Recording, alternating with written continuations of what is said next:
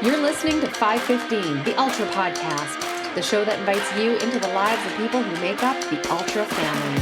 Here's your host for these conversations, Larry Ryan. Thank you, MJ. Today I'm going to speak with the winners of the final 520K Canada race live from the finish line. And then sit back and listen to a number of stories I've collected from the people that have been with Steve Brown on this journey since 1993.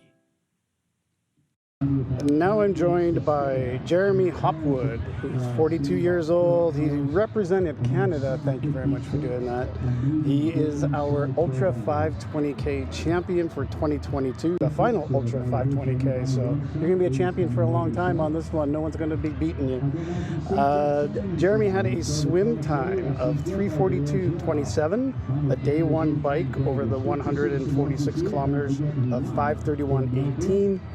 He had a day two bike time of 9:26.14, and his run time today for the 84.4 double marathon was under 9 hours at 8:58.07. He had a total time of 27:38.06.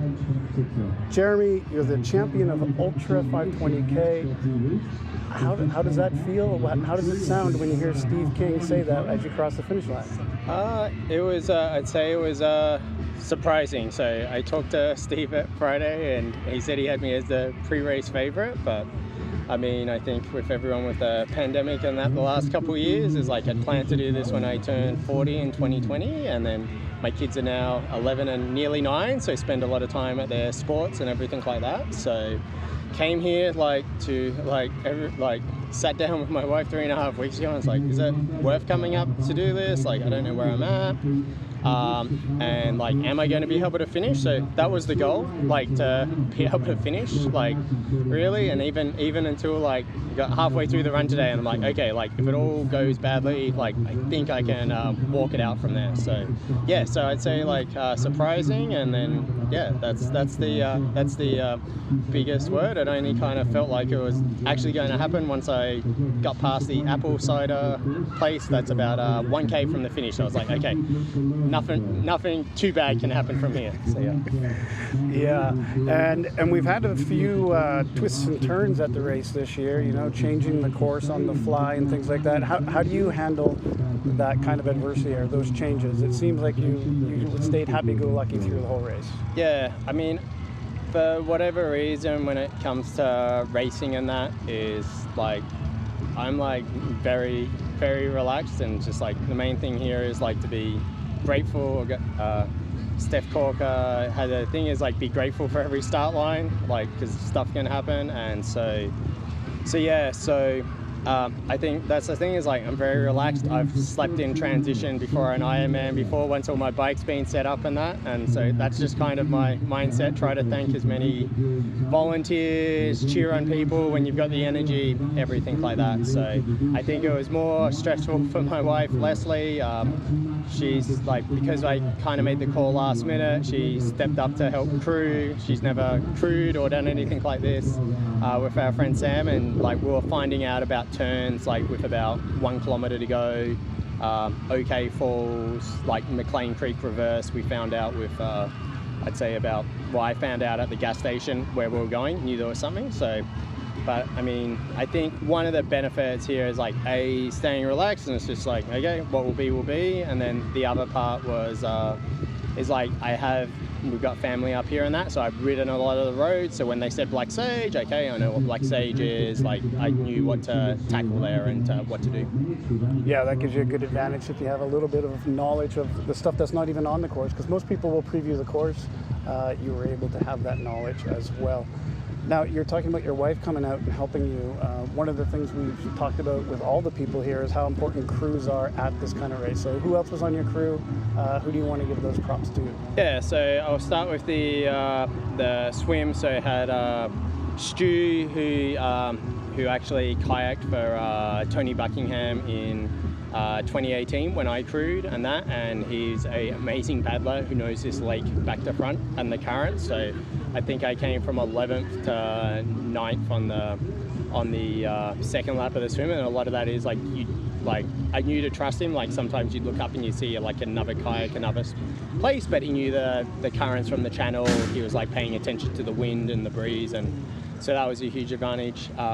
Day one, my girls, so we had them signed up as crew, and they came out to, and I think it was just cool for them to see a Ironman or long distance style bike. Like, they know I do this stuff, and I haven't done a ton of it, like, while they've been old enough to remember, but like, I don't think they, like, you can say distances and that, but like, I don't think they realize. So they came out, and what are their names? Adelaide and Victoria. So the Australians connections. I'm born in Adelaide, Australia, and I met my wife in Melbourne, Victoria. So yeah, and then my primary crew was so I had Sam Wigmore, who I know from Park Run in Vancouver, who's stayed with us a fair bit of time, and including early on in the pandemic and that. And then yeah, so he lives in the area now, so he kind of gave up his weekend because he's back to work tomorrow morning. So yeah, so huge thanks to that, and like, know him from Park Run, which is amazing. So he was a huge help there. He's injured at the moment, but he knows the running game. He's done triathlon and everything like that, so that was good. And then Leslie, like, so my wife and that is, so yeah, so she was a rock star. She's never crewed anything like this before, like never done that. We have a rule with swim starts, we're both not morning people. It's like, yeah, like, I'll come out and see you like after first lap on the bike or things like that. It's like, it's way too early. So 3 days of like up at 3 a.m, 3:30 a.m. Yeah, she did awesome. And like, especially with the stress yesterday, like, she knows I'm relaxed, but she was stressed, right? Because like, she does, like, you don't want to make a mistake or everything like that. So she did an awesome job there communicating. And as I said to Steve King when I chatted to him, it's like, I think like with crews, it's like relationships and that, it's just like having a plan, but then having communication to like, how does that plan work? And so we did it last minute, but that's a lot of like the work and the planning we did on Wednesday and Thursday. Kind of went through the plan, what the different types of bottles will be, and then talked at the start of each day like what to do, and then adapted. Like with the heat, especially on day one, we went to what we call like heat management mode very early on, because Jen and Annett actually just posted on a Strava Instagram about it. It's like, yeah, when it's getting to 44, like, your expectations have to change of like what you're going to do, and it's like taking more stops and that is like really important. Yeah, and then Jen Annett was here as well. I think she's probably still around. Yeah. So when you are planning and doing this, because one of the reasons a lot of people listen to the podcast is they want to start thinking about doing this, and they have no real idea of where to start, a lot of the people that are listening, and some people come in and they just do it by the seat of their pants and they're just doing it to finish. Yep. What kind of pre-preparation or training would you give advice to the person who wants to try and do one of these events? Like, one of the things with the decision about still racing was like, talk to a few people, and it's like, I think having a big background of like base and racing is like, it's going to benefit you a lot. I know for some people, like, they maybe don't have the years and years to be able to build that. But today I haven't run more than 32K this year, and I was able to draw on the fact that I've got run base and the like there. So I think that's one thing. And then the other thing is like, even if like maybe you're doing it with less lead time, is like consistency is key. So even though I've had a year where like definitely not an ideal training year, is like, but most weeks I was at least getting 10 or 12 hours in. And I think like even just having a base and then being able to ramp it up for the odd weekend here, that there is like far more important than like having like a couple epic weekends of camp and then having like a lot of donut weeks. I actually had a few donut weeks this year. I got Bell's palsy in March, so it took a couple weeks, like very easy, and luckily that recovered quickly. I don't know if it counts as training, but we took our kids to Disneyland and we walked 22K each day with the kids. So I kind of drew on a lot of like those memories, and even on the run, it's like, I'd say like breaking it down to things that is manageable. So I don't know if it answers it, but like that's kind of like the the approach and the advice I give. Yeah, excellent. Well, I thank you for taking the time to sit down with me here in the park where the dogs are barking. We can still hear Steve King in the background. I appreciated watching you this weekend. I was out trying to put signs with Chad Bentley, and you kept coming up on us before we can get them placed. So you're a fast man, and I appreciate it. Congratulations on the 2022 win. All right, cool. Thank you very much. All right, good luck in the Ironman. Yeah. Thanks again. Thank you. Are you able to get up? You want? Oh yeah, no. Okay. just not doing anything super dumb.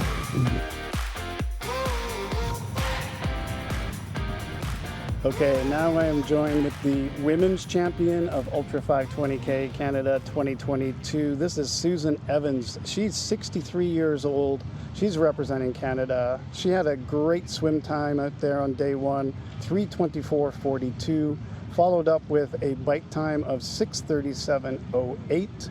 On day two, over the 275 kilometers, she had a 10:50.33. And today, out there on the double marathon course, she ran 10:45.17. That gave her a total time of 31:37.40, and placed her in 6th place overall in the race. It is my pleasure to have a chance to speak with you, Susan, the women's champion. How does it feel when you come across the finish line and a guy like Steve King says you are the women's champion of Ultra 520K? It was super exciting. My goal was just to finish, and I had no idea I would finish in that kind of time or be the first woman. It was just... And then to have Tom there just meant the world to me. Pretty excited. Excellent. You know, it's so much about your journey to get to the finish line, but it also includes those people that are important in your life, the crew. Tell me a little bit about who was on your crew and how that helped get you there in the finish. My crew was tremendous. I had my husband Tom, but he wasn't allowed to be the captain because he gets quite emotional. So I had Sandi and Bob Vincent. Sandi was the captain. Bob kept me laughing. And Tom's hugs along the way kept me going. And then on the run, I had made it easy for myself, and I had 2 Tracies, so I didn't have to remember who I was talking to. It was just a Tracy. And they were so good. They were all ruthless with me. They were on me all the time to take my salt, to drink my nutrition, whatever it was I needed to do to keep me cool. They were always there for me, and I couldn't have done it without them. They were just amazing. And Steve King has been mentioning all weekend that now you are the first woman in this age group. I know. I had no idea. No idea. And so you come into the last Ultra 520 and you set the record for the age group, and nobody's going to break it. No one's going to break it. But you know what? I hope that I inspire other women in their 60s to do this kind of a thing. It's doable. So often we're told we're too old to do something like this, and we're not. Certainly not. We're certainly not. And I just hope other women continue working and sticking with it and doing what you love doing. Mm-hmm. With the Ultraman, 4 of the top 5 finishers were women.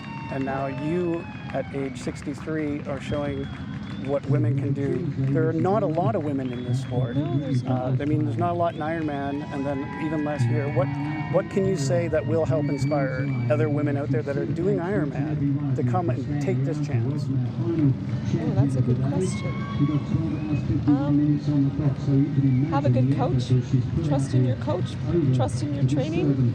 And just stay focused on what the end goal is. It doesn't matter your time.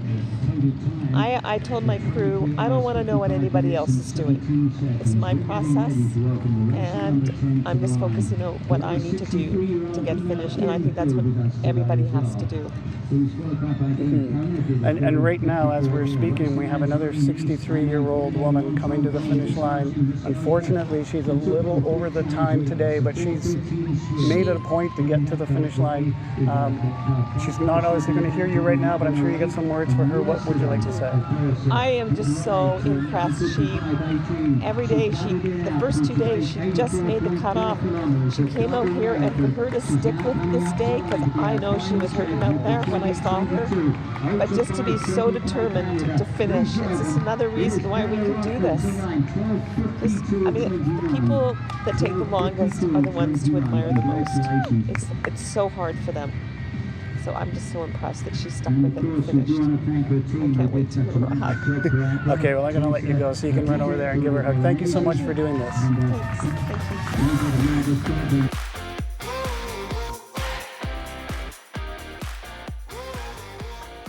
Right now I'm here with Rory Bass at the day one finish line of the Ultra 520K Canada, the final Ultra 520K Canada. So I'm going to be talking to the people that have been a part of this race for a number of years and getting their favorite stories from Steve Brown and the Ultra 520K family. So Rory, just give us a little bit of your background in the Ultra community, and please tell me, what is your favorite story from the Ultra? Let's see, I've done Ultraman Canada and Ultra 520, and then done a variety of trail races, some ultras up to 100K. And that's part of the story, actually, is I had planned to do Ultraman in 2013, and the biggest obstacle I could see was the run, doing that double marathon. So I thought, well, they have this event called the Steve King 100K. And if I can run that, which runs the same course, then I can do Ultraman. It'll be easy. So I had been volunteering for Ultraman. I got to know Steve Brown over the years, got to know some of the athletes, some of the regulars, some of the other volunteers. And one year when I was volunteering, I was a three-quarter cutoff guy on the marathon. So I had the unfortunate job of telling athletes when their day was done. And the good thing was there was not often that I had to do that, but I had a fellow. Their crew came up, first of all, and they said, our guy's not going to make it, but he won't stop until somebody from the race tells him he's done. So I had to tell this fellow that his day was done. And by then, he had resigned himself that, it wasn't going to happen. And this fellow was Bruce Schoen. And so when I decided to do this Steve King Classic 100K, I was going to do this whether I made the cutoff or not. I was going to just run the distance. That was my goal. That was to find out if I could do it. And as the event progressed and the day went on, I was not going to make the cutoff. And so I decided, no, I'm not stopping. I'm going to run right into Summerland, and I'm going to finish this. And I get about 15K from the finish, and I see this vehicle come up and pull over beside me. And it's Bruce and his wife. And they're like, hey, you're still out here. And I'm like, yeah, I'm going to do it. Whether I can finish or not under the cutoff, I'm going to finish the distance. So he decides he's going to run with me. He's going to help. So his wife drove this vehicle. I've got a crew vehicle driving with me as well. So off we go, and we're running along, and Bruce is trying to distract me because I am cranky, I'm miserable, I'm suffering, I'm running a distance I've never run before, and anybody who knows that route is a lot of downhill at the end. And Bruce is like, oh, you're doing great, keep it up. So as we get closer to the finish line, he says, well, I'm going to take off ahead with my wife, and we're just going to finish set up a little finish area for you. So I'm like, oh, okay, awesome. So there we are. It's dark. Everybody's gone from the park where we're finishing. And Bruce sets up his vehicle and he's like, the headlights, you run through the beam and that's your finish line. And so that was my end of my 100K run. And I finished the distance. I was over time, but I did the distance. And that was so critical that to prove to myself that I could carry on and then do Ultraman. And so I never forget that Bruce helped me, and he was key, him and his wife, to pulling that off and making it feel like there was an actual event and there was a finish, and they clapped, and even some people wandered over because it was dark and they're like, we saw these lights in the park and what's going on? And it's like, well, these people set up a finish line for me, and that's probably my most positive memory, and yeah, that I will never forget that. That was so awesome. And Bruce spent a lot of time around the Ultraman races back in his day. He's no longer with us, but I know anybody who's been around this race or Steve's races prior, they know Bruce. They appreciate Bruce and what he did for all of these races that Steve's done over the years. Yes, and it was so fun because the following year we both told the start line at Ultraman, and we were like, okay, you're crazy, I'm crazy, but here we are. Let's go for this swim and let's see what we can do. Well, thank you very much for sharing that memory with us. We're going to have a lot of memories over the next little bit that'll go out in this episode, and I appreciate yours. And if you haven't heard Rory's story from his crew story back in season 1, it's like a Duffer Brothers kind of story where you don't really know where it's going. So go back and listen to that one as well. Thank you very much, Roy. Thank you.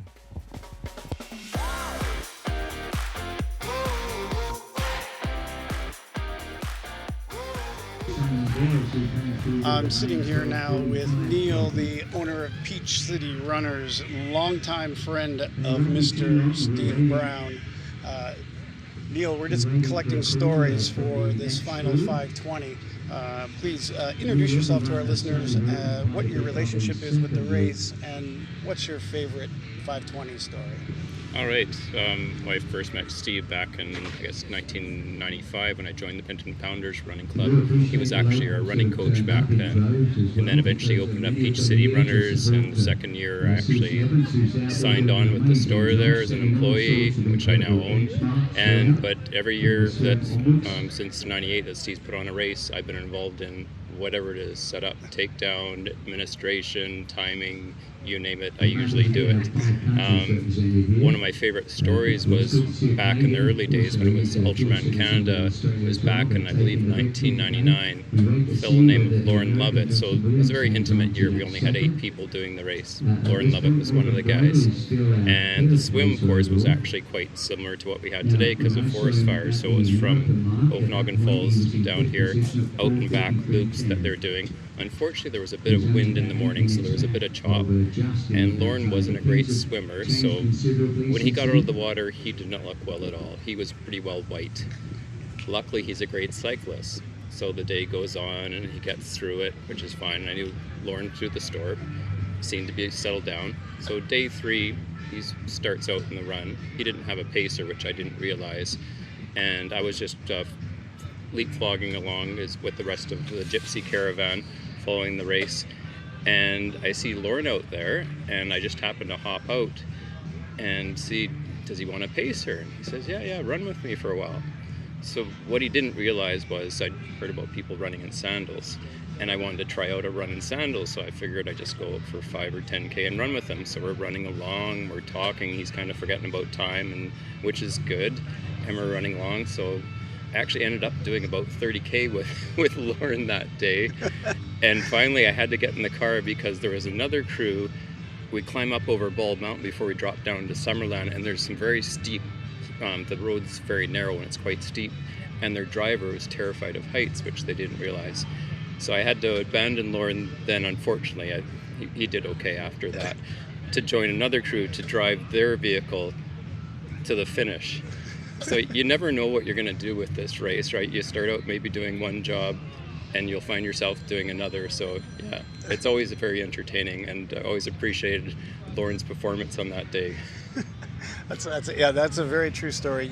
You never do know what you're going to do at one of these races, because you might be signed up to do one job, but you're definitely going to end up doing 6 by the end of the day, or by the end of the weekend. That's right. And yesterday it was course redesigner.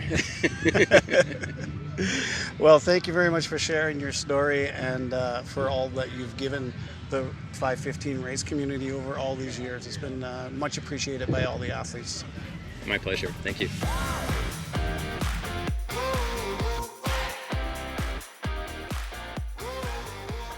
Next up in the park here at the finish line, as we're awaiting our 4th finisher of the day on the run, I now have 2 people that have to be here together to tell their stories. I got Bill and Gary. So guys, can you just give your full introductions, names, and what your relation is through, or your job with the races, before you share with us maybe your best memories of these races? Okay, well, basically we're the equipment crew, both of us. But it doesn't happen without both of us. Never one or the other doesn't work. We've tried that, it doesn't work. It's got to be one, both of us or none of us. He said it all. I agree 100%. I can't work without him, because we've tried other people, and no, it's a lot more work for me, and they stare off into space and don't know what's going on. Yeah, you two actually have a great relationship where you don't even have to really think about what the other one's doing. You can recognize where they're going, what they're going to do, and then you just bicker about it later. So let's hear some of your favorite stories from these amazing races that Steve Brown has put on over the years at this distance. Basically, it's the way we work together. Is that I'll look at something and say, hey, we should do that, and while I'm thinking in my head we should go do that, he goes and does it while I'm thinking it, or vice versa. It just works really well. A real team. Yeah, A real team. You know. and a lot of it is, as this weekend went due to the fires, we had to change the bike route, the day 2 bike route, at the drop of a hat. And it's don't get excited, don't get disillusioned or depressed. Just problem solving. You got to problem solve it, make it work. You can't. What's done is done. You can't undo it. Just move forward and make it work somehow. So what's your favorite story from the past? I'll go first. My favorite story is how actually I met Gary and how I got, for want of a better term, sucked into doing this thing for the last 11 years. I was invited by an unmentioned person, well, Neil, and to a social event that occurred on Friday nights. And I went, and I didn't really know anybody, and we had a few refreshments. And Mr. Brown looked at me and said, "What are you doing on the August long weekend?" And I said, "Nothing." He said, "Would you mind helping Gary with a little something?" Sure, not a problem. 11 years later, a little something's a lot more than a little something. But I wouldn't change it for the world. And you've taken a few years off to do a little bit of crewing as well. So do you have a favorite story from when you were crewing? There's so many of them. Crewing for Dave Matheson. I've crewed for Kevin Kutchar and Dave Matheson twice. So I hold the record for the crew chief with the least amount of time on the course, because every time I went out, they broke the record. Does Steve King recognize that record? I don't know. I don't think he recognizes Gary's record. Maybe we should mention that. But Dave Matheson's wife, Tina, is a hell of a cheerleader. And there was one year she had to have 20 different costumes on run day, on the long run day. She had 20 different costumes in the van, and she would go. Okay, I'm just going to interrupt Gary's story here for a minute, because as it turns out, I also talked to Tina later on in the day, and she tells the same story. So I'm just going to leave that for a little bit later on in the podcast. Did that speed him up or slow him down? Made him smile. And then they got her and another woman that was on the crew. They got out there in tutus and did a little unicorn dance, pink fluffy unicorns dancing on rainbows or something. It was pretty hilarious. But the whole trip, I mean, I've been blessed with the athletes I crewed for, is that they didn't need any help. They knew what to do when they did it. That's probably my favorite thing. And some of the rivalries that went along, that rivals turned into great friends. Kevin and Mike LaRue, Dave and Craig Percival. Like combatants right to the end, but at the end of it all, after the race is over, they're best of friends. So, the Ohana shines through and through. Oh, we got a finisher coming in. Thank you guys. I really appreciate you sharing your memories, and best of luck with your retirement. Retirement. We'll see if it sticks. I'm sure you'll be around for the 355. Yeah. Thank you. Thanks, Larry. Thanks.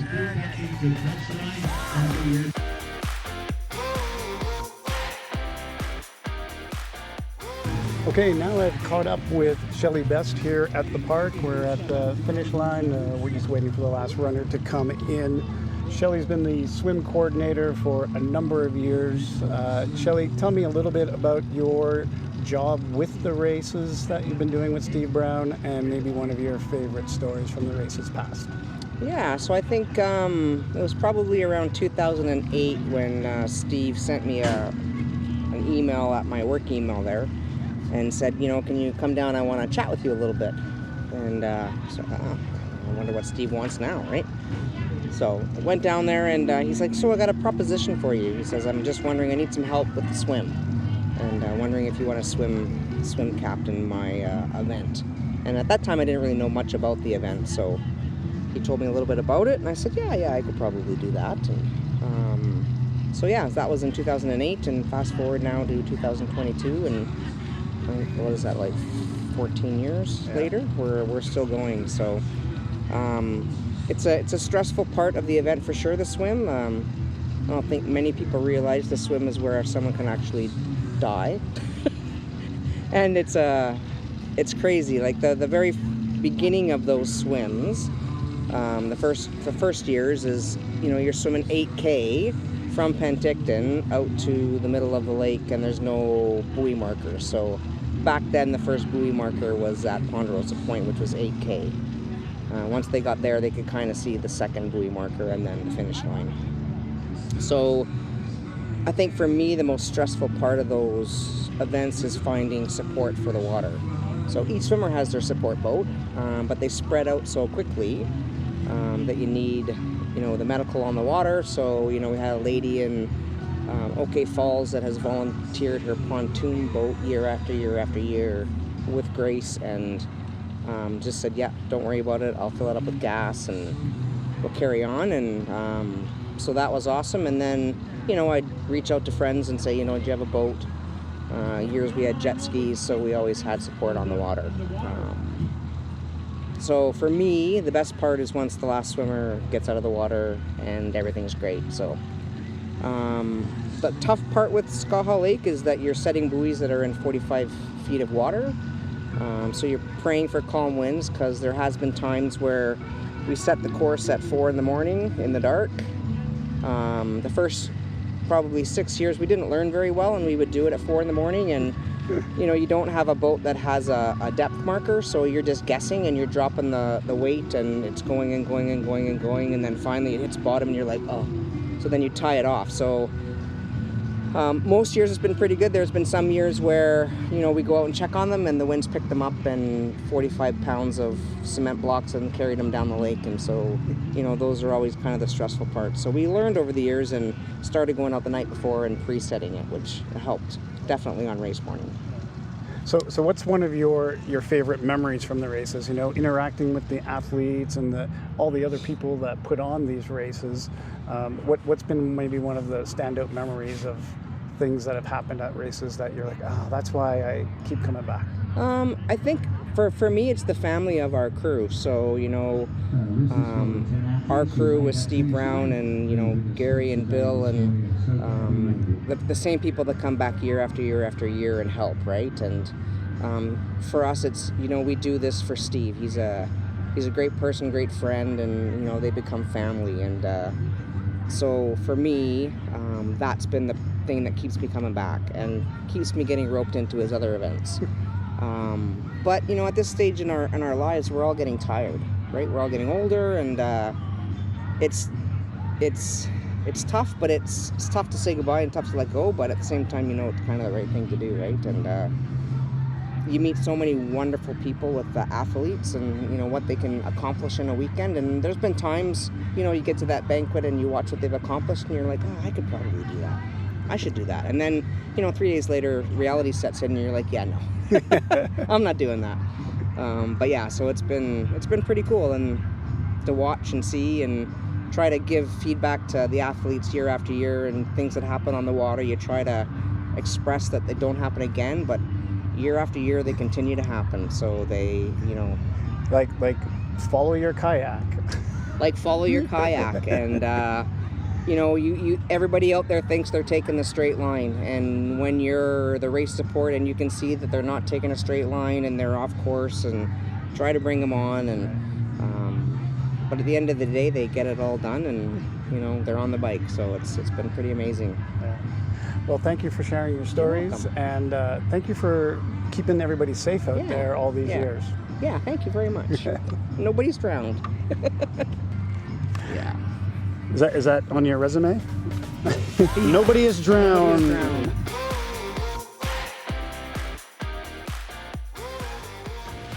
Continuing to pick up with the people around the finish line as we wait for the rest of the finishers to come in at the day 3 run of the 520K Canada. I've now pulled aside the medics, the sports medics team here of Alex and Andrew, and please introduce yourselves to the audience and tell us a little bit about your role with the race, how long you've been here, and maybe your favorite stories. My name is Andrew Stewart, paramedic. I'm Alex Hitt. I'm a paramedic as well. We've been doing this, 6-7 years now? Well, yeah, 2015 I got this email out of the blue, and I'm sitting on my computer just kind of looking at it and going, what is this? It's an email from somebody named Steve Brown. I was living in Peachland at the time with my parents, and I'd done a little bit of volunteering, local just rec department, helping out with some of their events, and apparently Steve needed somebody and reached out to them, and they gave him my email. So we went and had coffee with him a couple times, and I said, "Oh, this is interesting. I've never seen anything like this event." And so I said, "Yeah, sure, I'll come help." And Alex thought it was interesting sounding too, and so we came for that first year, 2015, and we haven't missed one since. No. Yeah. It was amazing, realizing just how much of a family this is. Every year seeing, people show up from past years, people coming in from around the world to show up for the finish, from across the U.S. and Australia, and it was just kind of awesome to see this family, that's built up over, the years in this sport, and then suddenly to be a part of it was kind of wild. Do you have a favorite story, maybe even a favorite medical story of people that have come through? I do have a favorite. I'm not going to say their name because they'll get mad at me if I do. But they know who they are if they hear this. It was one of the first years we did it. I think it was the first year. Yeah, I think it was the first year.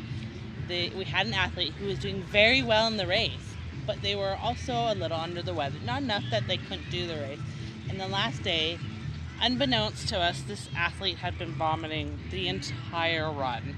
And apparently, we had a professional triathlete on crew doing it. Or not on the crew, but actually in the race. And she had her crew give this team a gravel suppository to try and help this athlete. And apparently we found out after the race that this athlete refused to take it, even though he couldn't withstand the oral gravel, to try and stop him from vomiting. So he did very well in the race. This gentleman, I want to say, got third or fourth maybe. They came back a few years later. We grilled him like crazy and told him that if he gets sick again, he's taking the gravel suppository. He hates talking about it. They came back and did amazing. And they also didn't get sick ever again with us, especially because they know we would have forced them possibly to take a gravel suppository. I'm not inserting it though. That's for the team. So be careful if you sign up to be a crew chief. You'd never know what you're getting yourself into, literally. And do you have a favorite story? Oh man, I don't know if there's really one story that pops out to me. It's just been so cool. We're paramedics in our day jobs, so checking vital signs on this group of people is so wildly different than 85-year-olds with significant cardiac history. And so it's been a fascinating experience, all these years that we've done it. It was, the last couple of years because of COVID, obviously everybody's lives changed significantly, and our work-life balance was thrown completely to the wind. So being able to come back and do this again this year has been just such an awesome feeling. That little bit of normalcy, that we didn't have over the last couple of years. It's been bittersweet, when the August long weekend has come and gone the last couple of years, and we're just at work doing our thing, and it's hasn't been the same. And like a lot of people, do you schedule your holidays around coming to volunteer here? Absolutely. Yeah. So we get holiday blocks based on seniority, and so this was the first year that we've both had enough seniority to get this off and not have to bank overtime to get the weekend off. So So that just goes to show your dedication to the race and the people that are here. And I know all of the racers are really happy to see you guys because they know that you're there to take care of them. You're not there to pull them off the course, certainly, and they appreciate the help that you guys give. So thank you very much for helping out the 515 community. You're very welcome. You're welcome. We'll do it any day. Yeah, absolutely. Okay, and now I'm catching up with Will Rogers. Will Rogers is obviously a multiple Ultraman finisher, Ultra 515 racer. He's also crewed probably more races than most people. Now, Will, being the last time here at the Ultra 520, and I know you've been around these races a long time in Penticton that Steve Brown has done, we're just trying to collect a few great stories from memories past of these races. So I'm going to put you on the spot and ask you to give me one of your favorite memories from doing these races. Over the years, this race I've been asked to join up. I've been asked to crew. I've been asked to crew and then end up racing and then scrambling for a crew at the last minute, which is fine. It's all part of the experience. It's a great race. It's definitely a great place to have it. Every year seems to have a little bit of a different twist. Especially over the last few years with the fires and now a change of course, and it's just a different look at the same sort of race. The distances are definitely a challenge, and it really does pull a lot of courage, a lot of stamina, a lot of stuff out of people that sometimes they just don't realize they had. Now, you've done these races around the world, so please tell us a little bit about some of the places you've gone to do 515 races, and then how does it compare to what you have to do here in Canada, because this is one of the toughest courses. I've done Hawaii twice, and as you can imagine, the weather can be predictable or very unpredictable on any race. I've done Canada, the Ultraman and the 515. I've done Florida, the Mexico 515, and Australia, the Ultraman down there. They all have their perks, their advantages. Florida and Australia can be very fast. There's virtually no hills in Florida. Australia, you can, they have hills, nothing like this. They have their version of the wall, but it's only about a third as long. They're fun. They're all fun races and challenging for their different reasons. The personalities of organization come into play a lot. I remember with Australia, we had the largest field ever. I believe we had 52 people start the race, which was a huge field, and the smallest one I've been is 11, which was a 515 here in 520 here in Canada. It's a fun time, and of course, at introducing of the athletes, and then at the awards dinners, everybody brings their own special interpretation and personal experiences to the race, and the reasons that they do the races. Some of them are unbelievably surprising, very emotional sometimes. These things bring out, a lot of times they bring out the very, very best in people through crews and athletes alike. Excellent. Thank you, Will, for taking the time to speak about your experiences here at the race. And it's kind of a reflective time for everybody. And I think there's going to be a lot of tears tomorrow night at the final banquet. Yeah, it'll be an emotional time, but everything sometimes comes to an end, and perhaps something will grow from it. And I understand there's a 355 in the works coming up. So we'll see how everything pans up, and hopefully onwards and upwards for it and the sport of triathlon in the Okanagan Valley. There's very few places in the world that can compare to it. Thank you. Oh, you're welcome. Continuing on with finding people at the Ultra 520K finish line, I am now here with Lucy Ryan, who was crewing an athlete this year. That was Rita Russo, and she's a five-time finisher, a five-time participant in the...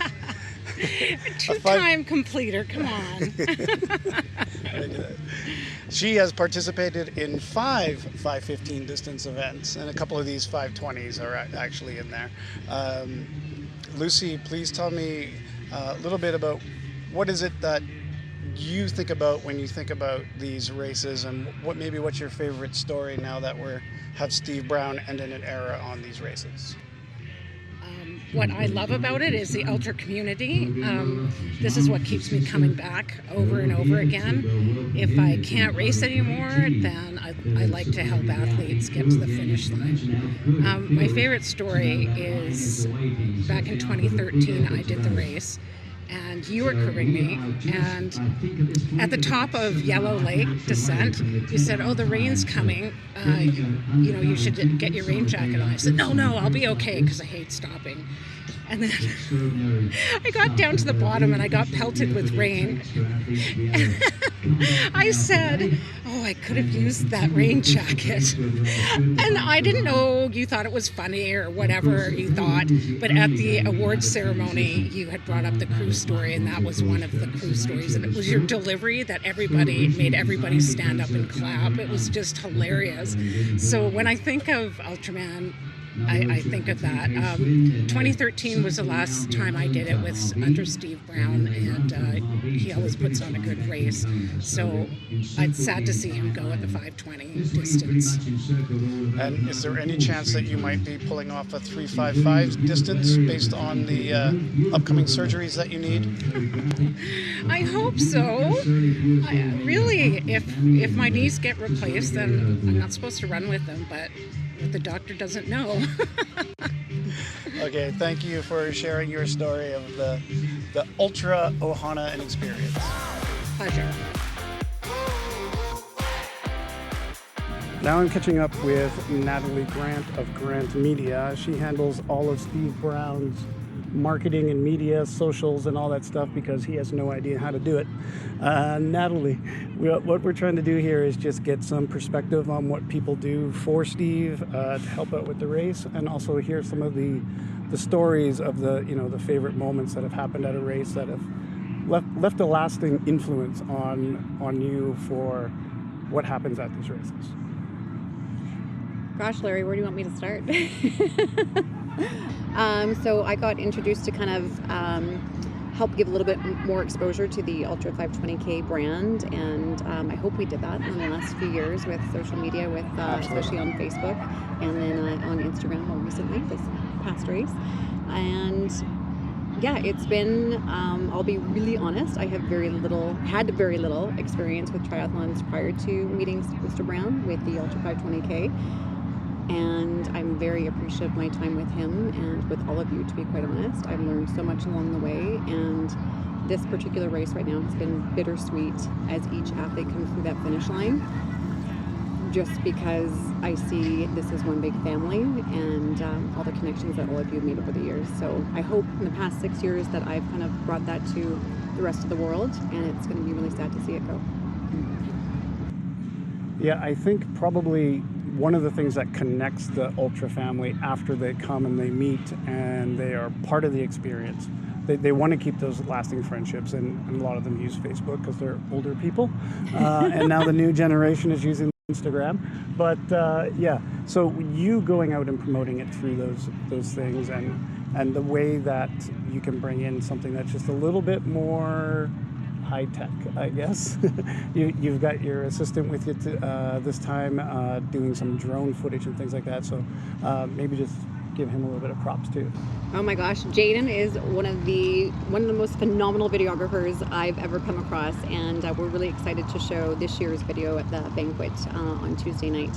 And I think even the same thing with this being the last year, that we're really trying to put together something that kind of, I don't know, brings all the, the previous years together. Even on social media, we've had previous athletes just reach out on Facebook messaging us this past 3 days and today, just to say hello or say hi to Steve King or say hi to Steve Brown or, the rest of the crews. So same thing, I think we want to put something together really special, and I know Jaden's going to do that. He got some phenomenal footage on this new route this past weekend, and the weather was held out for us the first couple days. We have a little bit of smoke today, but other than that, we're hoping to see a few tears tomorrow night. That always happens. Yeah. So is there one connection to an athlete maybe that you've had over the years, like someone who stands out as far as a special story that you watch develop over a race or something like that? I think honestly for me, there hasn't been one particular story. I think every year I really enjoy what I think everyone else enjoys is the banquet and listening to the on-the-road stories. And those are something I appreciate and reflect back on. There's definitely a few athletes that do keep in touch over the years, whether they're participating and they're not locals, they're from all over the world, so that's kind of cool. And I think just the camaraderie of it all too, and just how everyone kind of knows each other no matter where you live in this world. So no particular athlete, but just an overall broad look at how everyone is so connected in this under the Ultra 520K brand. Well, thank you very much for doing this interview and for everything you've done for the community over the last 6 years. I know it's not easy to get this information out. It's getting a little bit easier with technology, but even this past weekend, I've seen you charging your phone numerous times to try and keep up with it. So thank you very much. Thank you. It's been a pleasure getting to know you as well, Larry. Thank you.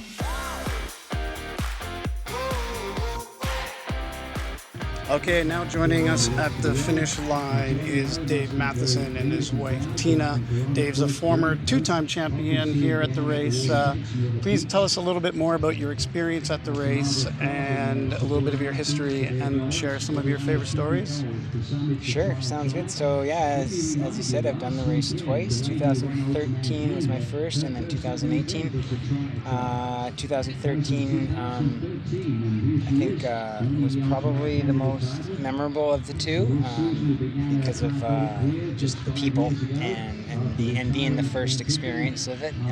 2018 was epic, but there was something about that very first Ultraman that stands out for sure. Was it the competition in the field? I would say, yeah, for sure. Definitely the competition in the field. 2018 there was some fierce competition, but not as like there was maybe only one or two. Where in 2013 there was about 5 or 6 of us who showed up. There was a former Ultraman UK champion, Inaki from Mexico. There was actually the previous Ultraman Canada champion, John Bergen from the States.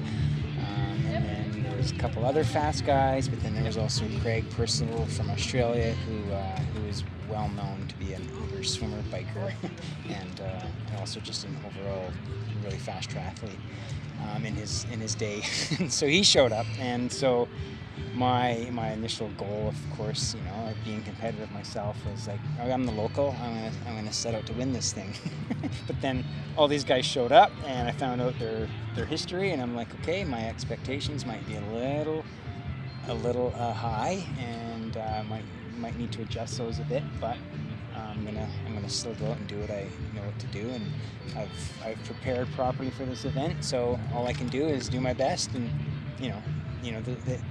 the results speak for themselves. It did work out for me, but yeah, the story. There's plenty of stories. I think for 2013, the most memorable part of it was just being able to establish this amazing bond between Craig Percival and myself. At the end of at the end of day 2, Craig and I were the ones battling it out on day 1. Craig absolutely destroyed the swim by about 12 minutes. I came out and managed to reduce that deficit a bit during the ride, but he still had about 7 minutes on me at the end of day 1. And then at the start of day 2, there was like 5 or 6 of us hammering it out for first place, but nobody could seem to take the lead. It was just a constant, one of us trying, the rest of us responding, and it just went all the way through Bromasuias, all the way up the wall, all the way to Twin Lakes, past Karamias, and then at one point, I just felt extra good. It was just the way this race is. You have your ups and downs, and I was feeling really good, so I thought I'm going to try and pull away. And I made a move, and it actually worked. I broke away from everybody, and I remember seeing my crew. They were all just like cheering. My wife was like, "Yay, we're in the lead! We're going to win this thing!" It was like obviously a little too early, but that was kind of like, we're going to win day 2 at least. Anyways, so I thought I was in the clear. I'm riding along, and then probably half an hour later, I looked behind my shoulder, and sure enough, there's Craig. And he had responded to some calorie deficit he was having earlier, and he put in a really good effort. He caught back up to me, and then so it was, from that point on, it was game on. Craig and I basically battled it out. One of us would take the lead, the other would respond, and it was just back and forth. And this went on for a while, and throughout the rest of the day, it was just like we went from rivalries to best friends. We just created this bond, and our crew started creating a bond. Tina was there, like, and Gary and Miles and Kat, and they were sharing my supplies with Craig, and Craig's crew was sharing his supplies with me. It'd be like Craig was overeating, dumping water on his head, and then as soon as he was done with it, he'd pass me the bottle. And it was that kind of race. It was like we weren't trying to, kill each other. We were trying to help each other, and it became to a point where it was just like Craig and I realized neither of us were going to be able to pull away from one another. We were both just so determined to either finish together or finish in the lead. So Craig said to me, "Dave, let's finish this race together." And it was one of those moments where I'm like, what a great idea. This is Ultraman. This embodies the spirit of Ultraman. Let's cross the line together and prove what this race is all about. It's not always about, who comes first. It's about the camaraderie, and it's about the relationships that are formed. And so we did that. We managed to slide in through the finish line. We had our hands up in the air together, hand in hand. And the spectators, Steve King, Steve Brown, our crews, they were all going ape shit because it was such a cool experience. And it was just one of the most memorable moments ever. And it's extra memorable and special to me because, as most of us know, we ended up losing Craig after that event, and it was an absolute tragic loss for the triathlon community and for the ultra community. And so, as many fun and happy, great moments I've had in the 2 Ultramans I've done, that particular day with Craig and sharing it with him is the one that kind of sticks with me. And I'll cherish it forever. So yeah, that's my favorite Ultraman memory for sure. And that definitely encapsulates what this is all about. Yeah, absolutely. One of the things you were talking about there is how the crews were also getting along with one another, and they started to chum along as well and stuff like that. And obviously you don't get to a finish line in a race like this without a very strong crew helping you out. So Tina, maybe you can tell us some of the crew stories that have gone on while you were out there with them on the race course. So I think my favorite crew story was also from 2013. I did not want to be the crew captain. I didn't want to have any responsibility. I didn't hand Dave bottles. I didn't hand him nutrition. I just wanted to sit in the back seat, and if things were going good, great, but if things were going bad, I just wanted to be able to lose it and in the back seat by myself. Let me interject.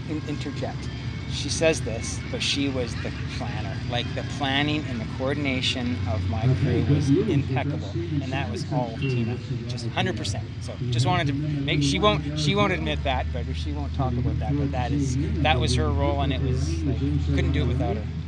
Anyway, so I gotta mention. So Gary was our crew captain, and he was amazing. And we also had Miles and Kat Bowen on board with us for our land crew. And on the day 3 run, we knew it was going to be a tough day, just for the crew more than for Dave. Dave just ran 5-minute Ks for 84 Ks, smiling the whole time, never stopped, never. 4:55. And anyway, but he wanted us to stop every kilometer on the kilometer. So we had 4 minutes and 55 seconds between stops where we had to stop the van, get out, get him his nutrition, and then get back in the van and drive like the next kilometer. And one thing that I did do was organize costumes and signs and things, like we had hula skirts, and at one point I was in a banana costume, and I had signs like if it was easy I'd be doing it, and run faster, there's beer at the finish line. And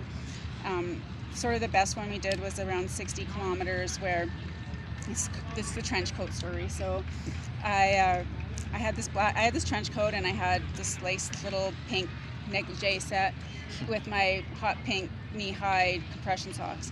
And so we finished one stop, got in the car, and I'm in the back seat getting into my little outfit, and Gary's driving, trying really hard not to look in the rearview mirror at me.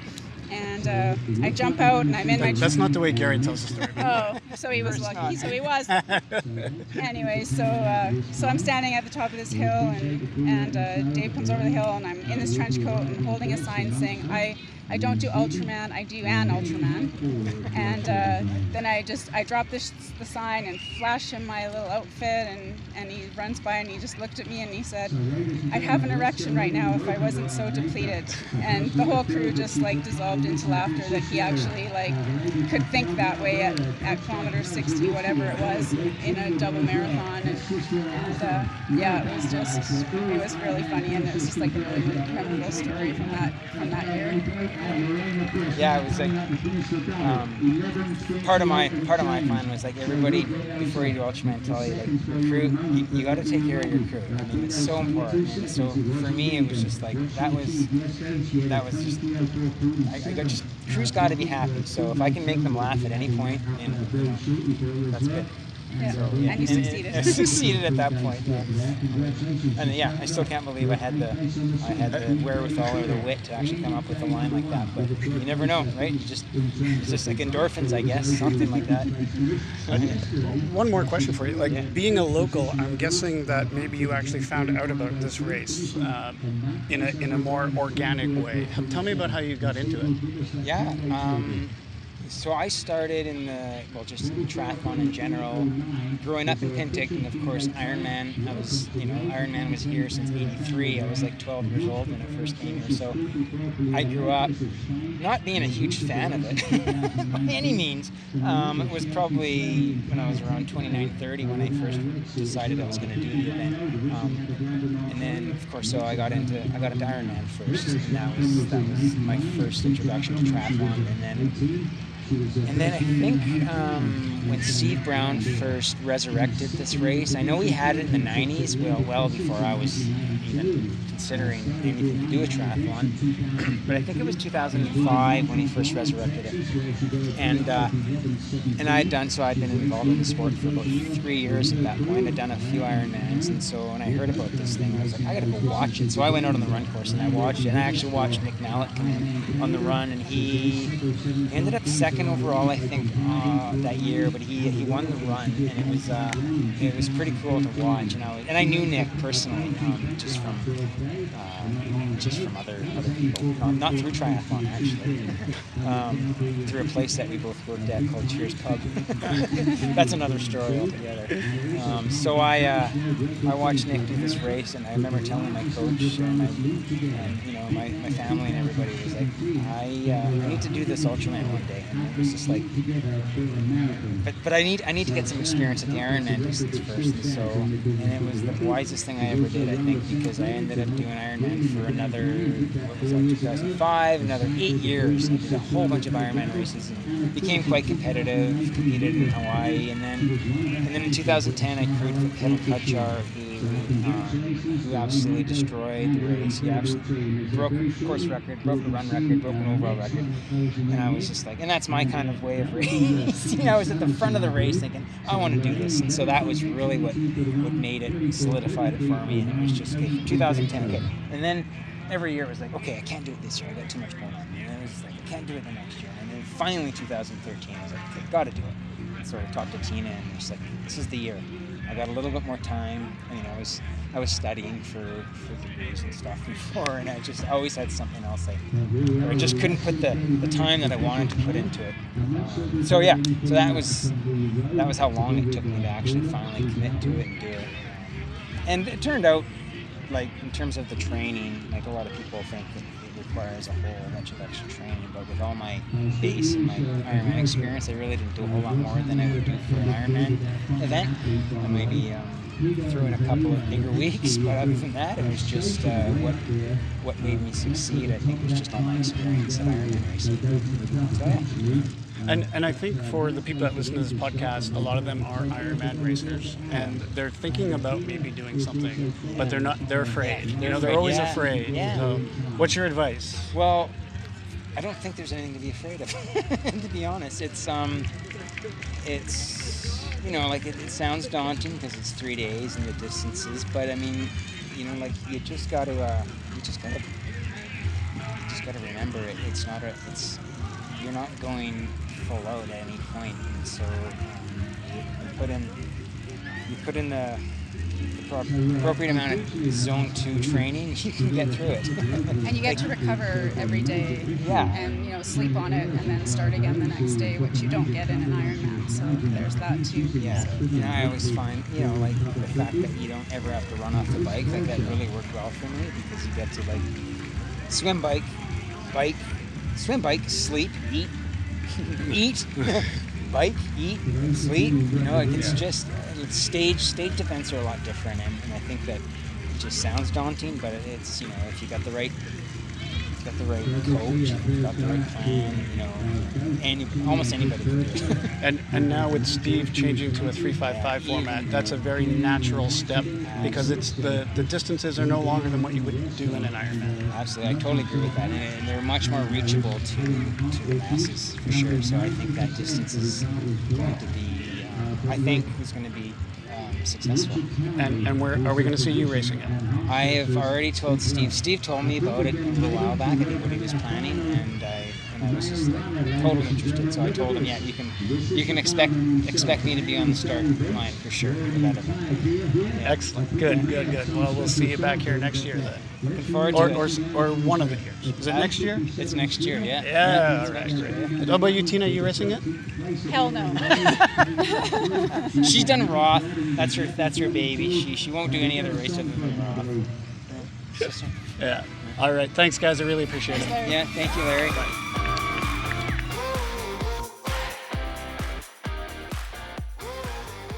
Now I'm joined by Chad Bentley, and this one is an interesting recording because we're doing it in his apartment in Penticton. He was nice enough to let me stay with him while we were here for the 520. Thank you very much for that, Chad. So longtime listeners of the podcast will remember that Chad Bentley was on the very first episode. So if you want to know more about his amazing stories, go back and listen to that one. He has done the Epic 5 in Hawaii, and he has a number of 515 races under his belt. So Chad, maybe just start by telling us a little bit about your 515 racing history, and then share with us what it is that you remember about the 520 or the Steve Brown era of racing at that distance in Penticton.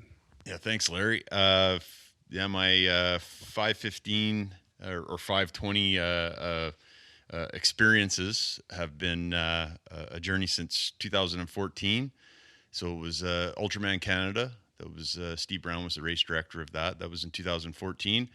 And then I did Ultra 520 in 2016 and 2017. And then, I have to say probably my favorite experience at the Ultra 520 race was definitely in 2017. And after the awards banquet, a group of us ended up going back to Steve and Gene's, it's Steve King and Gene King. And we were with Darwin Holt and Ramon Medizinabal. I probably said his name totally wrong. And his wife Eva and my crew and Matt Hill. And the guitars got pulled out, and we're just singing and having drinks and having a good time, and it really felt the family atmosphere, and I'll never forget that, and I'll never forget my journey through the ultra racing, in Ultraman and 520. It's just been amazing. So, thanks, Chad.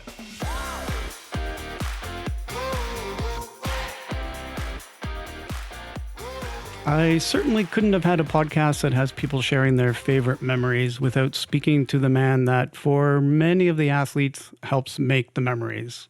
So joining me now is Steve King. Hello, Steve. Hi there, Larry. Good to be speaking with you once again. Yeah. Well, it seems like if you weren't busy enough with all the races that we talked about in the preview episode, you had another race to cover this past weekend, the Skaha Lake Ultra Swim, which has the swimmers do the entire length of Skaha from OK Falls to Penticton. How did that race go? It went very, very well. We had 77 starters and all 77 finished the event. We have an allotted time of a maximum of 6 hours, and everyone finished in time. We had 2 new champions as well, and this was like the 5th time that we've had a female taking the overall victory as well. And so that was delightful. Quinlan Bymoen was the lady. Tana Pataka was the gentleman who was in second. And they were both newcomers to us, both out of Alberta as well. So that was delightful. We had 5 people inside 3 hours. We had 1 brand new age group record, Aldert Dijkstra. And the first time we've ever seen an 80-year-old take part, let alone finish the event. So set a new age group mark for someone like Carl Donahue to come and try and reclaim. That's great. And that's 11.8 kilometers, that swim, correct? It is. Yes, it is. And for Americans, that's 7.38 miles. Yeah, it's always good to get that conversion in for them. Mm-hmm. Now, with the Ironman coming back to Penticton after 10 years, tell me, how does it feel for you to know that the Ironman's coming back? How is the city feeling about Ironman coming back? What's the buzz like? Well, I think the buzz is there. They're now putting out lots of calls for volunteers. Again, we probably need an Iron Army of somewhere around 3,000 volunteers to make it all possible. And that takes a lot of doing. We've got local Kia Wheeler who's looking after that. As far as the city is concerned, it's nice to be walking on Lakeshore Drive because you can see all the banners that have now gone up. I usually go for a walk myself in the mornings very early, and I'm seeing lots and lots of swimmers and cyclists out there. And on the trails, of course, now we've got a lot more runners because, as you know, the first part of the marathon is now going up to the Kettle Valley, a bit of an out and back section there. So it's a fairly steep climb within the first 400 meters of the run. Yeah, I imagine a lot of people will just be walking that to get their legs under them. I would imagine that's probably a good thing for anyone doing it. As you're well aware, there are some changes this year, though.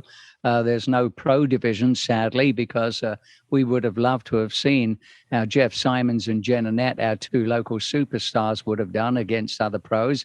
But they're also going to take away the mass start. It's going to be for safety's sake. So it's become standard now. And so it's going to be 5 swimmers at a time going in every 5 seconds. So the hope is that the final swimmers will go in at 7 o'clock, and that would still therefore mean with the 17-hour cutoff that it would be a midnight finish. We were at the Ultra 520K Canada not too long ago. We wrapped that one up, and I'm wondering if maybe you just want to speak first of all to this year's event, but then share some of your favorite memories like the rest of the people in the podcast have done in this episode.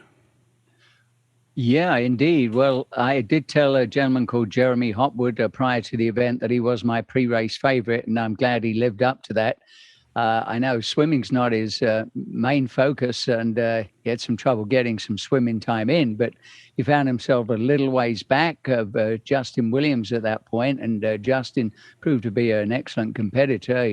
He led right through to day 2, at the end of day 2, and but the lead then was just like 3 minutes and 49 seconds. So what was fascinating for me out there was to see how things unfolded in terms of getting splits. I was at the 5, 10K, half marathon, 1.5 marathons, and I moved around because it was 3 loops of 28K around Okanagan Falls, so I was able to see a lot more of everybody around there. But interestingly, with 3 minutes 49 seconds separating first and second going into day 3, at 5 kilometers into the run, Jeremy was 1 second ahead on cumulative time. So he had already gained back, 3 minutes and 50 seconds. So that was neat to see how things unfolded from there. And Justin did very, very well himself by claiming that second place. Morgan Boyle was the person in third position. One of the most fascinating things was to see a gentleman from France who had very good reason to be here. He had intended to be here a couple of years earlier, but sadly his wife passed away, and he came with his family as a dedication, in a sense, to his wife Anne. And the most consistent person on the run by far. It was quite amazing. At 5K, he was in a 9th position. And here he was slowly moving through the field. And by the end of the run, he was the second fastest runner of the day. Ended up coming 4th overall on 3-day combined time. But when you look at the splits, remember I said there were 3 laps of 28K. His first split was a 3:04. Then it was a 3:05. Then his last one was a 3:03, which is quite remarkable when you consider we started at 5 a.m. days 2 and 3 because of the very high temperatures. And we knew it would take a toll. But for this gentleman, he just got faster and superb pacing. It was wonderful to see that. Mm-hmm. Yeah. Simon was something to watch for sure. Yeah.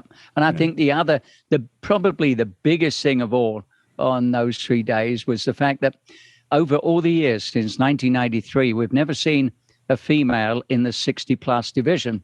But fascinatingly, in this race, we had 2 women that were 63 years of age. And so here they were. There were 5 women in total taking on the challenge here with us. And so at the end of day 1, Susan Evans, the local superstar at 63 years of age, was comfortably in the lead. She led the swim and the bike combined time. Then she was first female again on day 2. And then she had a brilliant run and was first female again on day 3. So she set a benchmark 31:37 for the women in the 60 plus, but she was the overall women's champion. And fascinatingly enough, the other lady, she was so close in many ways. She did finish at both day 1 and 2, very close to the mark, literally within seconds on one day and within 3 minutes one of the other days. But then on the final day, she really struggled on the final loop and didn't want to quit. What I was really pleased about is, like we've seen many times at these events, everybody stayed around, and we do have that 12-hour limit, but you don't want to pull someone off the course when they're determined to gut it out. And she continued for 12 hours and 52 minutes and did make it to that finish line, and we're all there to welcome her. So tremendous effort. And obviously you feel bad for some of the people that weren't able to make it. We had 16 starters and we ended up with 10 official finishers. Yeah. It was a great race this year. We've talked to the people in this episode about the course changes and the smoke and all those things, and but that comes with Ultra, and definitely comes with Ultra in Penticton. Those sorts of things. Maybe we can just go out then with some of your favorite memories, since we're doing this with everybody, where now that the 520 is coming to an end and Steve's moving to 355, can you share some of your favorite, either Ultraman or 520 favorite memories that Steve Brown has put on? Well, Steve has done a tremendous work over the years since 1993. And you think of those original winners, Tom Price, who had won our Ironman distance race a couple of times as well, Nick Mallet, Richard Diamond. These are some of the names from the past, Gerard Charlton, Darren Bentley. It's been so good to see them. We had Tracy Preston, our original women's champion. That was in 95 and 96. She won, 95, 99. She won consecutively there because we missed out a few years. And she's a 3-time champion at the World's Ultraman as well. So you look back over the years, we've had some absolutely amazing people, some close times as well. And there's a lot of people who have come back to join us. What I love is the fact that many people come back to join us in crew, for instance. In this particular race this year, we did have a lady who joined us, Lorraine Natho. She had actually crewed in 2018, I think it was, and it was good to see her towing the start line. We had a gentleman who was back from 2018. He was 12th then. This time he finished in 5th place. His name's Fred Lambright. But at the awards, his wife, Javi, stood up. She was very, very funny. And she ended up, though, saying, I'm going to be on the start line next year, when we were referring to Steve's 355, which he's going to be putting on later on. So I look at that. I look at the Ultraman races over the years. We've had people like Kate Bevilacqua, the amazing Australian. We've had Kanoko Azumi, who set that sub 7-hour run in 2017. That's 32 minutes faster than any other female. And then Amy Robitaille, who won this year overall in Ultraman. I mean, what an amazing performance, beating out a 4-time world champion in Leander Cave, lady who's won Ironman 70.3, ITU long course and ITU Olympic distance. I mean, that was amazing. But also the fact that Amy and Leander were 1 and 2 ahead of the top male, who was Christian Isaacson. And Christian is a phenomenal athlete. He's been racing for quite a while at these distances as well. And there's also been a famous second place finisher at one of these races as well early on, was there not, Steve? But there certainly would have been. Thank you. I think you're referring to me. I appreciate that. I am referring to you. Was it the second edition of the race that you pulled It up was the into second edition. It was in 1994 when Nick Mallet did 22 hours, 4 minutes, I think it was. He was about 40 minutes up on me at the end, but I was delighted because it went in the right way for me. There were 14 of us, including our first Japanese athletes as well, so that was always neat. And I was 11th out the swim. I was just happy to finish that swim, believe me. I was third fastest on the bike and the fastest on the run. So it went in the right order for me, and Nick is a great guy, so I was so happy and pleased just to have finished that.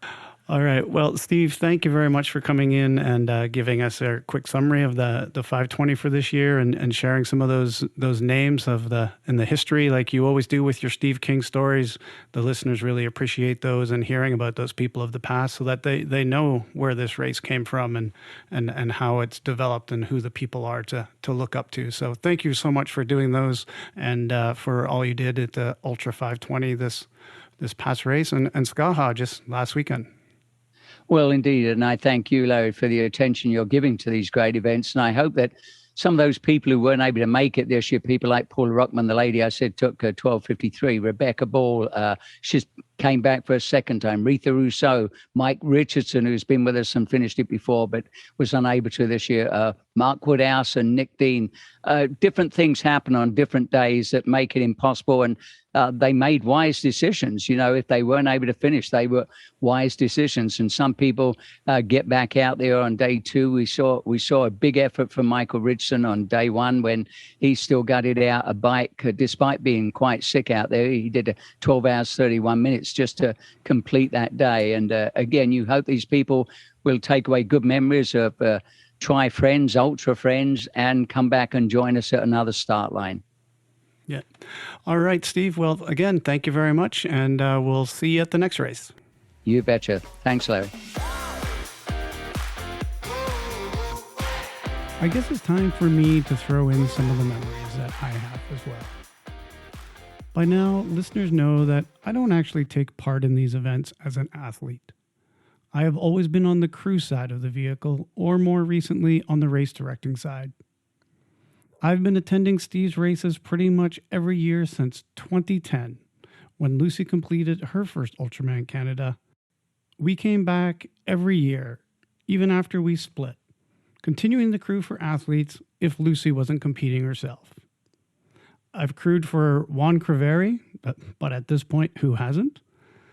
Tony Horton from Ultraman Australia, Brad Sawa, which is how we met. Lucy and I filled in last minute when the people who were supposed to crew for him couldn't make it to the race. And of course, Ross and Katie Welton. Actually, we crewed Ross twice. And Lucy wanted to add a little extra story in about them.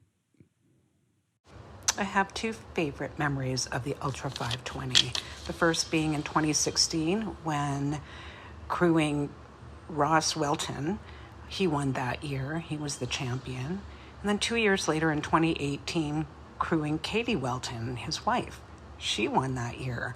That was super epic crewing for two champions. I couldn't agree more that crewing for those two champions was definitely a highlight of my Ultra experiences. Getting Ross to the finish line in his first race was not an easy task, as he was unfortunately ill during the race. The second time, though, that was easy peasy, minus the GoPro incident. But it was watching Steve Brown and his excellent crew of staff and volunteers that made me feel confident enough to jump in and help Brad with the 2019 Ultraman Canada race when he was in need. Very little to nothing was in place in the 2 weeks leading up to that race. But like Gary Scatchard said earlier in this episode, it's those things that make the race more exciting for the race director. It's about problem solving. And I've always enjoyed doing that. And that is where the true race directing comes in, as Steve says. Steve puts on great races, and since he has been doing it longer than anyone still in the business, you know that everyone else is just an imitator.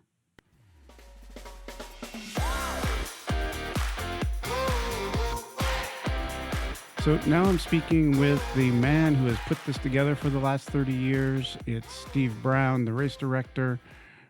You've had a few days to think about this, Steve. You've put this one to bed, the 520. You're looking at launching a 355 next year. Can you give us a little reflection on your 520 and your Ultraman days now that you're putting that distance to bed? Sure. The reality for me, Larry, is that I think the time is right. I'm not being, I don't find myself being overly nostalgic about it and emotionally upset or anything. I think I've been coming to terms with this for a while and recognizing that, you know, there's only so much that you can do with it. And certainly putting the event on and being around the event, and as you know, sort of the excitement builds over the weekend as athletes are finishing and doing whatever. And certainly by that third day, people are just hyped right up, and to see the athletes come through the finish line on the third day is truly an amazing thing to see. And quite honestly, I've been very open about it. That is sort of the inspiration that I've had for all these years. I've always enjoyed that part of it, and it's been the thing that's always motivated me to see athletes, and I don't care if they were first or they were dead last or they were a participant or whatever. The fact that they've gone through this incredible experience has always been the motivating factor for me. And, you know, I've stated that quite openly. But we're sort of at that stage where, and again, I've been open about this, I'm feeling that the event itself is limited, and that we bring so many good things to the table with doing an event of this size, but it's a little bit daunting for people to sort of get their heads wrapped around. So while it's, you know, we're saying goodbye to that, taking a look at bringing in the 355, which is still you know, sort of an ultra distance event, but it's more within the realm of what a majority of people would be willing to take on, especially Ironman type athletes that like to do that kind of distance. This is going to push them just a little bit beyond that, get them, you know, thinking beyond Ironman. And we're introducing some other things into it that will make them into what I believe will be better athletes, because they are going to have to make decisions on their own and about their own kind of welfare on the course, in terms of thinking about their own nutrition and hydration, that kind of thing, and the use of drop bags rather than having an aid station there and people just handing stuff off to them. So they're going to have to do more planning. They're going to have to do a bit more thinking and stuff like that. But certainly the distances are within their realm in terms of what they're doing as they're preparing and getting ready to do an Ironman race. Yeah. And the thing for me is that I think that we're going to be able to expand that offering. Instead of every year, you know, we get 20, 30, you know, you might, the odd year for whatever reasons, you get a few more than that. But I think under this new format and this new offering, we're going to be able to bring a lot of those same principles and so on from the 520 into the 355 and allow more people to experience that. And that's what we're after.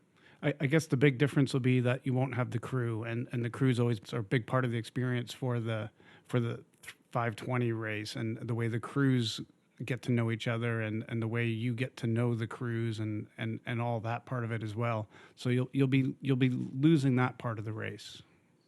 Yeah, and I don't mind that, because crews can also be a problem.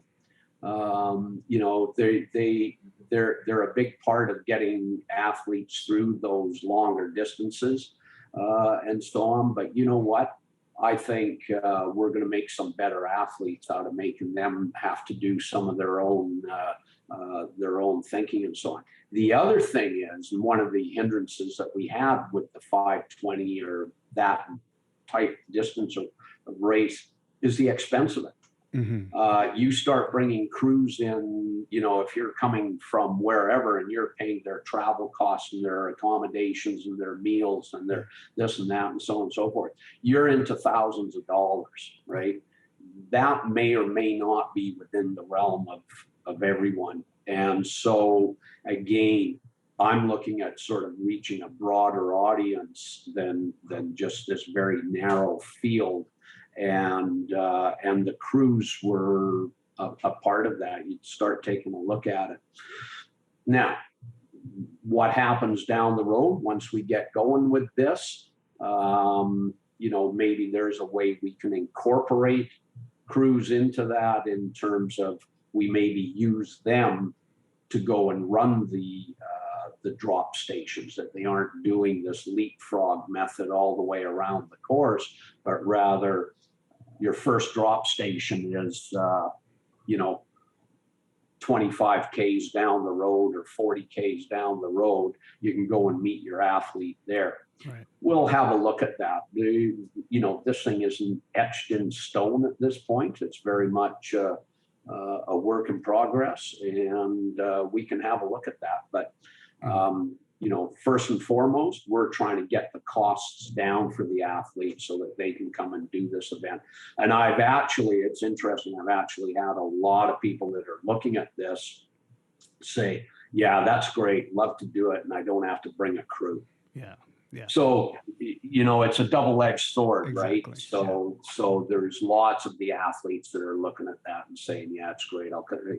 I'd be interested in coming and doing that because I don't have to bring a crew with me. Right.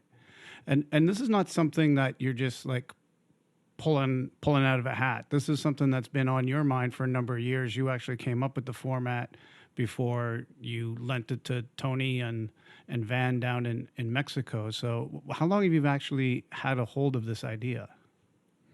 No, God, this is going back, I'm going to say probably 10 years or more. Mm-hmm.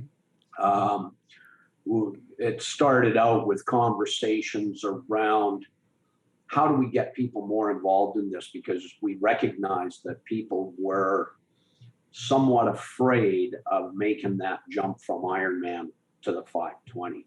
Right. So the conversation started, okay, how do we introduce more people to this?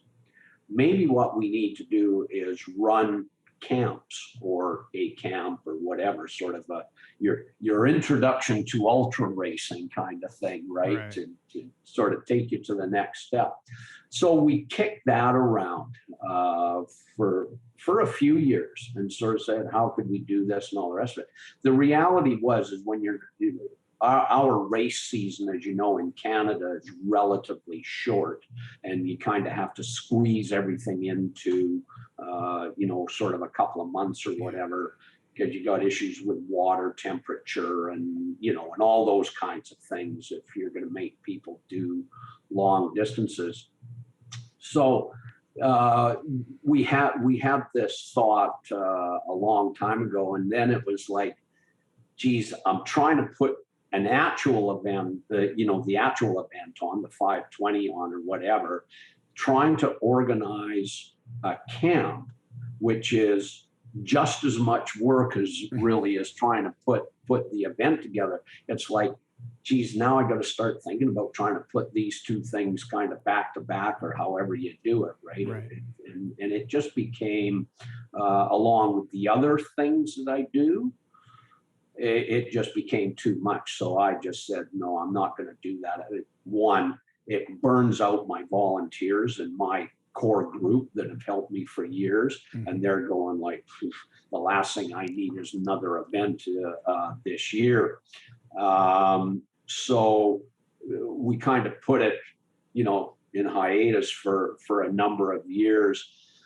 And then when Tony kind of jumped on it and they looked at doing it in Australia and down in Mexico, then he's been bugging me ever since to do it. But the reality is for my group, there was no way we were going to do two events in 1 year like that. Mm-hmm. And so I've been waiting, I guess, kind of for this opportunity. And that's why I say the timing is right to let go of the 520 and bring the 355 in. So I have no regrets about that at all. But that's kind of how it's evolved, and it's taken 10 years to get here. Yeah. Well, Steve, I was up there for that last race that you did, and it was fantastic as always. There was a little bit of problem with the day two, having to reroute the bike, but these races always have something that go wrong with them somewhere along the way. Most of the time the athletes don't know it. But this one, yeah, they definitely knew, but your team handled it just fantastically. You've given us some good memories from the past episode. But is there anything else that now, as your kind of last chance to talk about the 520, maybe it was this year or sitting with your crew at the end of the race this year, is there something that you want to go out on just share with the audience? Well, you were there, Larry. You saw at the end. I mean, it was great. I mean, this whole thing, over the years, we've managed to develop a good team, people that are ultimately, they are passionate about what they're doing. And we've kind of developed that. I mean, when we first started this, I just got some people that were prepared to come and do a bit of work and put up signs and put up some finish lines and stuff like that. But as the years went on, they became passionate about it. They, enjoyed it more and more and more. And it became a big part of all of our lives. And interestingly enough, I mean, a bunch of them obviously want to move forward with me on taking a look at this 355. But it's the whole thing, Larry, from the beginning has been a really great experience. It's been a great experience for me. I've met some incredible people over the years. We've had some great experiences. We've never had any really horrible experiences, and that certainly what happened this past weekend with the fire and having to divert everybody when they're already 110 or 120 kilometers into a 275 kilometer bike ride, and you suddenly have to change the entire back half of the course. That in a lot of ways was for me a highlight. And it was kind of, it was fun in a strange sort of way, in that it really called upon, I guess, the skills of knowing enough about the area and the community and stuff to say, okay, here's what we need to do, and formulate a plan that quickly in my head. That was a challenge, and it was a fun part of the thing. And as I commented to a few people, I said, now we're into race directing. This is really what it's about, right? And then being able to get everybody going and my crew understanding enough about it when I said, we got to move the course signage to set up a new course. We've got to get cattle guard covers out over the cattle guards, because all of a sudden I've got, the front runners are probably fine with a cattle guard, but the people at the back might not be. And just pulling it all together was, it was really exciting. And then to end up with a course that was within 200 meters of the actual length of the distance, doing that on the fly, that was great. I mean, that to me, that was one of the great experiences of doing this. And, great credit goes out to my crews and all those guys that were running around like maniacs trying to make this happen, but also to the athletes. They, and as you know, Jeremy Hopwood, he was out in front. We're trying to stay ahead of him, but it was great because we were getting feedback from him on the course saying, geez, if you do this, we're going to end up with a bike course that's 300 kilometers long, right? And recognizing that we made an initial error in the calculation on the distances, and then just being able to on the fly sort of go, okay, well then change this and do this, and that came around. So it was a team effort, and it was really gratifying to do that, because it involved the athlete, it involved my crew, it involved us using the skills that we developed over all those years. Yeah, it was fun. Yeah, no, it was exciting for sure. And staying ahead of Jeremy was not easy. That guy is so fast.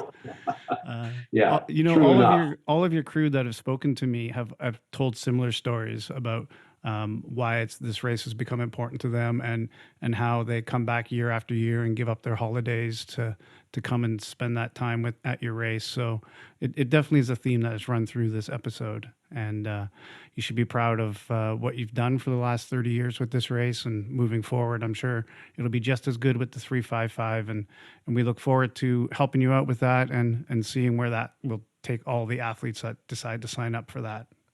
Yeah, well, I hope so, Larry. And you and I are going to have a bigger discussion about some of that anyway, and we'll be moving this forward. But yeah, anybody, and you know, for those people that are listening to your broadcasts and so on, if they've got any interest in this 355 event, I certainly need to hear from them. I need them to go onto the website and just register their expression of interest.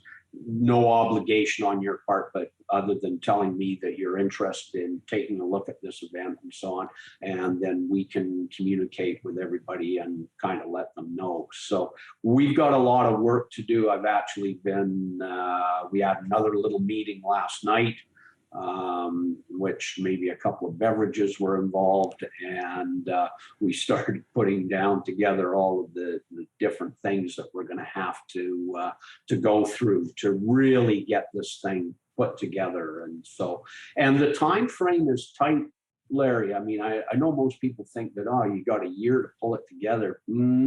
Not so much. There's a lot of stuff that has to happen to make that work. So yeah, anyway, so that's where we're at. Looking forward to it. I think it'll be an interesting future.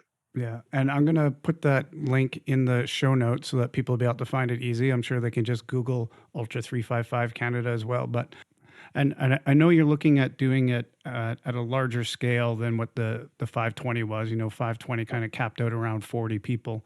But on the other side of that, there might be enough interest that you go, because I'm sure you're not going to run it at a huge number on your first year to test it out. So maybe people do need to get in contact with you if they want to be into that first selection of people that are going to get an opportunity to do this race, because you'll probably keep it at a smaller number, although it'll be above the 40, it'll be at a smaller number. Yeah, true enough. Currently, what I'd really like to see, Larry, is I'd like to see about 75 in that first year, just for us to be able to further test where we're at, test the physical plant that we're going to be inside of, and that kind of thing, and what we're going to be able to do.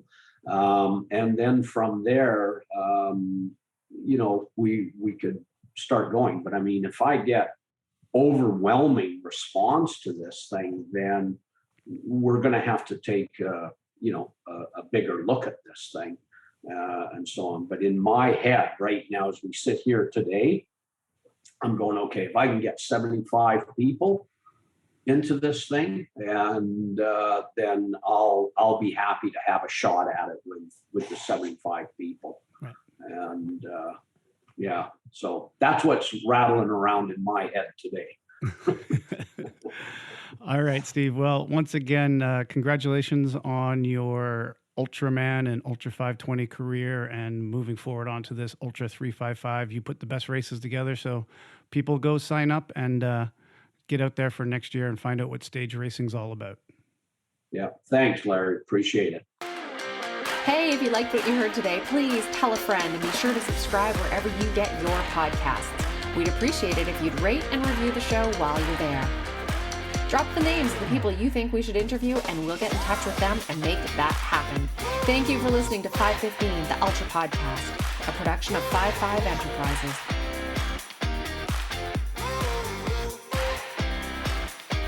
Now really, go subscribe now before you forget.